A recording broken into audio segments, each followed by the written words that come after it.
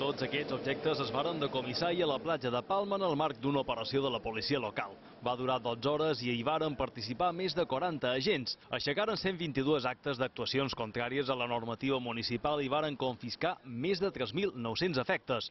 Alguns són falsificats i suposen un delicte contra la propietat intel·lectual i d'altres els duien els venedors ambulants. Aquí a la platja de Palma havia de menester una operació contundent, és a dir, perquè ja s'havia produït tota una sèrie d'esdeveniments de més de 100 trileros i d'altre vent ambulant, i s'havia d'actuar d'una manera contundent, no? Hi ha prou de 1.600 ulleres, més de 600 gorres i 400 polseres, una cinquantena de pals de selfie i rellotges i també dobbers en efectiu. El director general de l'àrea de seguretat ciutadana de Palma ha destacat la implicació dels agents en aquest operatiu.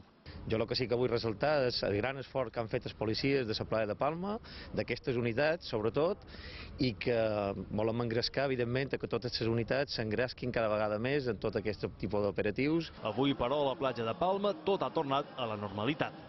12 hores després de la finalització d'aquesta operació de la policia local de Palma i a menys de 500 metres d'on avui de matí s'exposaven tots aquests objectes, els venedors ambulants fan feina com un dia normal. L'operació encara continua oberta i no només tindrà com a escenari la platja de Palma. Està previst que en les setmanes pròximes es faci també al centre de Palma.